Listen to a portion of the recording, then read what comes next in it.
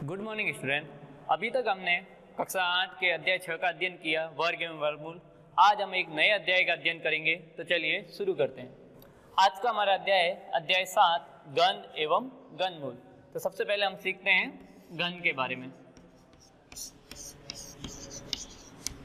घन, क्यूब। घन क्या होता है? जब किसी संख्या को उसी स्वयं की संख्या से यदि हम 3 बार गुणा कर लें तो जो हमें आंसर मिलेगा वह कहलाएगा घन। जैसे यदि हमें 2 का घन निकालना है तो हमें 2 को 3 बार गुणा करना पड़ेगा। अब 2 का 2 से 4 और 4 का 2 से 8, अर्थात 2 का घन क्या होगा? 8। और इसे हम पावर के रूप में, घात के रूप में ऐसे लिखेंगे, 2 की पावर 3 बराबर 8। यदि हमें 4 का निकालना है तो 4 को भी हमें उसी संख्या से 3 बार गुणा करना है। तो 4 का 4 से 16 और 16 का 4 से 64। तो हम कहेंगे कि 4 का जो घन होगा वो होगा 64। तो वापस समझते हैं कि घन क्या होता है कि दी गई संख्या को स्वयं की संख्या से 3 बार गुणा करने पर प्राप्त संख्या।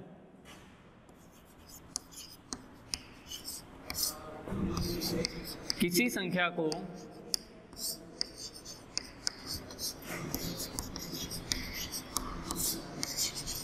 स्वयं की संख्या से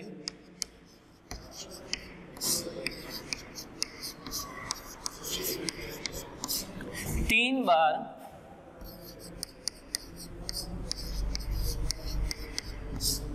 गुणा करने पर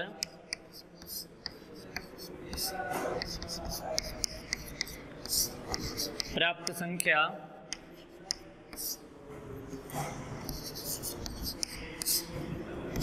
घन कहलाती है।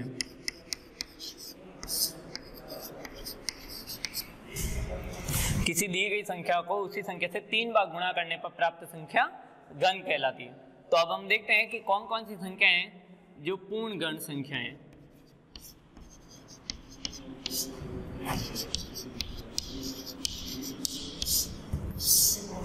पूर्ण घन संख्या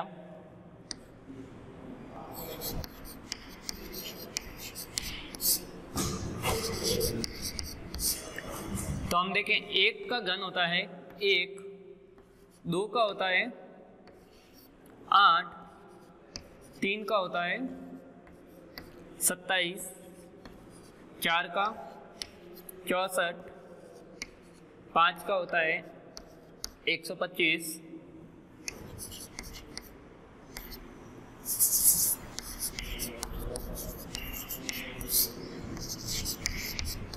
5 का होता है 125, 6 का होता है 216, 7 का होता है 343, 8 का होता है 512, 9 का 729 और 10 का घन होता है 1000।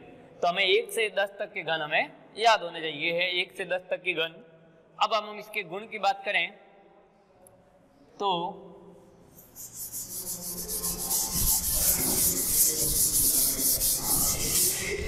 हम देखें कि जो सम संख्या होगी उसका घन सम संख्या होगा और जो विषम संख्या होगी उसका घन विषम संख्या होगा।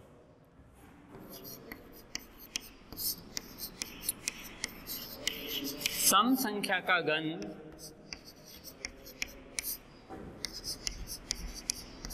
सम संख्या एवं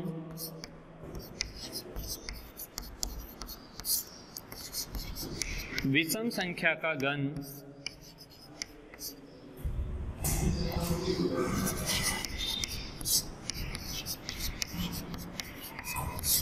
विषम संख्या होती है। जैसे सम संख्या होगी उसका घन सम संख्या होगी और जो विषम संख्या होगी उसका घन भी विषम संख्या। जैसे 2 का यदि हम घन की बात करें तो 8, यह सम संख्या है तो इसका जो घन है वह भी सम संख्या है। और यदि हम 5 का देखें तो 5 का होता है 125। तो यह विषम संख्या है, तो यहाँ भी विषम संख्या है। और दूसरा कि किसी पूर्ण धन संख्या के अंत में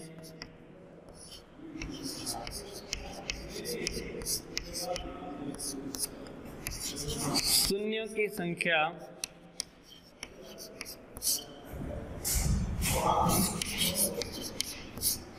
तीन का गुणज होती है। जिस तरह वर्ग एवं वर्गमूल में हमने पढ़ा था कि किसी भी संख्या के अंत में यदि शून्यों की संख्या सम हो तो वह किसी संख्या का वर्ग हो सकता है, इसी तरह यदि हम घन की बात करेंगे तो शून्यों की संख्या क्या होगी? 3 का गुणज। जैसे 10 के घन की बात करें तो यहाँ हम देखें शून्यों की संख्या कितनी है? 3 है, तो यह पूर्ण घन संख्या हो सकती है। यदि यह ऐसे होगा 100, तो यह पूर्ण घन संख्या नहीं हो सकती। इसमें शून्य की संख्या कितनी है? सिर्फ 2 है, तो यह पूर्ण वर्ग संख्या हो सकती है। 3 का गुणज होना चाहिए। जैसे क्या यह पूर्ण घन संख्या हो सकती है? तो यदि हम यहां देखें तो जो जीरो की संख्या है वह है 6, इसमें कुल 6 जीरो आ रहे हैं, तो हम यह जो 6 है यह 3 का गुणज है, तो हम कह सकते हैं कि यह संख्या पूर्ण घन संख्या हो सकती है। अब हम आगे बढ़ते हैं और देखते हैं कि हम कैसे पता करेंगे कि कौन सी संख्या पूर्ण घन संख्या है अथवा नहीं।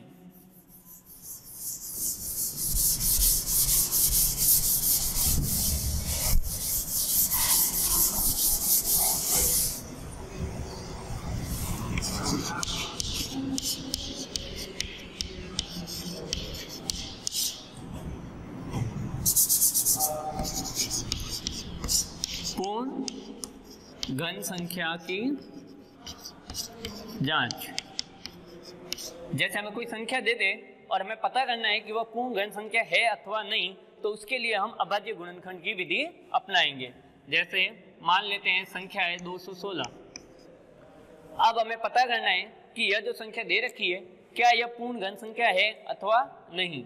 तो सबसे पहले हमें इसके अभाज्य गुणनखंड करने होंगे। 216 अभाज्य गुण का सम संख्या होने पर यहाँ हमेशा 2 ही लिखना है, तो इसमें हम 2 का भाग देते हैं,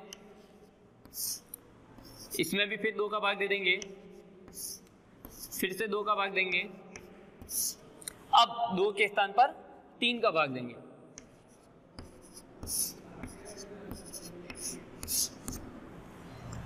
अब जो हमें अभाज्य गुणनखंड मिले उनको हम लिख लेते हैं।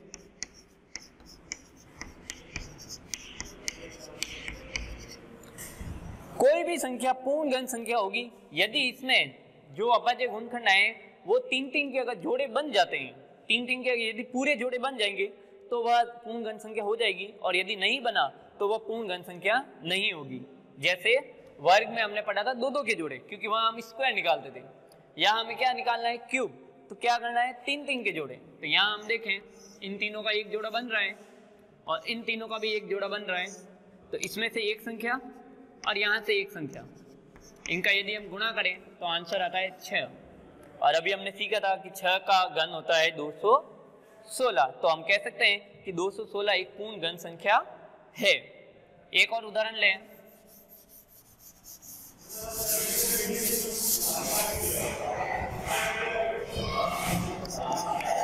जैसे 72, क्या यह पूर्ण घन संख्या है अथवा नहीं? इसको यदि हम चेक करें तो सबसे पहले हम इसके अभाज्य गुणनखंड करते हैं।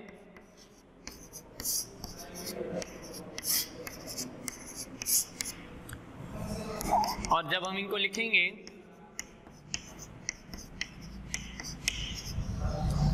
अब यदि हम देखें क्या इसमें 3-3 संख्याओं के जोड़े बन रहे हैं, तो यहां देखें यहां तो बन रहा है लेकिन यहां नहीं बन रहा, क्योंकि यहां सिर्फ 2 ही संख्या है, जबकि हमें कितनी चाहिए? 3 संख्या। तो हम कहेंगे कि यह जो 72 संख्या है यह पूर्ण घन संख्या नहीं है। बढ़ते हैं अगले टॉपिक की तरफ।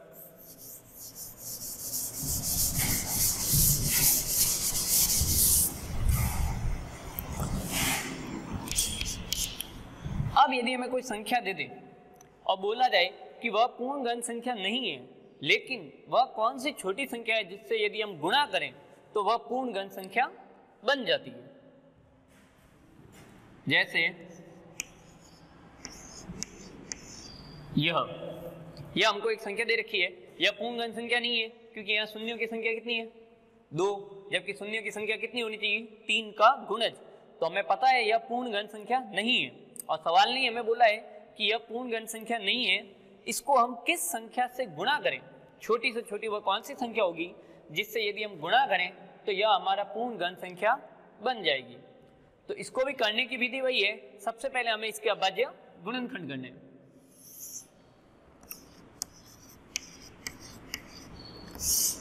तो अब हम इसके अभाज्य गुणनखंड करें तो 2 का भाग देते हैं, फिर से 2 का भाग देते हैं, अभी भी 2 का भाग जा रहा है,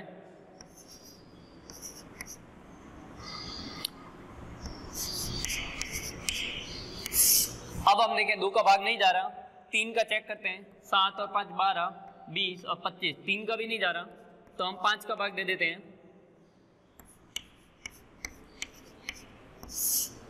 फिर 5 का भाग देते हैं,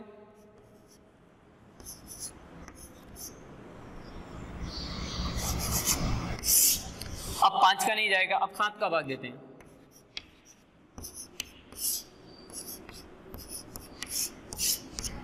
तो हमें आंसर क्या मिल गया 2 गुणा 2 गुणा 2 गुणा 5 गुणा 5 और गुणा 7 गुणा 7 गुणा 7। अब हम देखें कि यह पूर्ण घन संख्या नहीं है। क्यों नहीं है? क्योंकि देखिए यहाँ 2 का तो जोड़ा बन गया, 7 का भी बन गया, लेकिन 5 का नहीं बना। क्यों नहीं बना? क्योंकि 5 में कितनी संख्या है 2।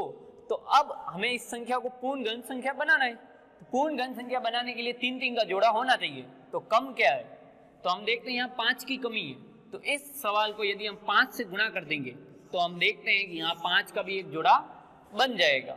तो यह पूर्ण घन संख्या बन सकती है। अर्थात दी गई संख्या को यदि हम 5 से गुणा करें तो 5 से हम गुणा करते हैं, 5 का इससे 30, असल का 3, 40, 43, 4 और ये 34। तो यह एक पूर्ण घन संख्या होगी। देखते हैं शून्यों की संख्या 3 है और ये 343 7 का होता है। अर्थात यह किसका गुणन पूर्ण घन संख्या होगी। तो यहाँ से हम 1 अंक लेंगे। अब इसका एक जोड़ा बन गया क्योंकि 2 यहाँ थे 1 यहाँ थे, तो यहाँ से भी 1 आ गया और इसका भी हम एक संख्या ले लेंगे। अब हम इनका आपस में गुणा करें तो आंसर आया 70। अर्थात यह 70 का घन होगा 3,43,000। तो इस प्रकार आज हमने घन एवं किस प्रकार हम किसी अपूर्ण घन संख्या यानी कि जो घन संख्या नहीं है उसको किसी छोटी से छोटी संख्या से गुणा करके घन संख्या बना सकते हैं, वह हमने सीखा। नेक्स्ट क्लास में हम प्रश्नावली 7.1 से संबंधित कुछ महत्वपूर्ण प्रश्नों को हल करेंगे। धन्यवाद।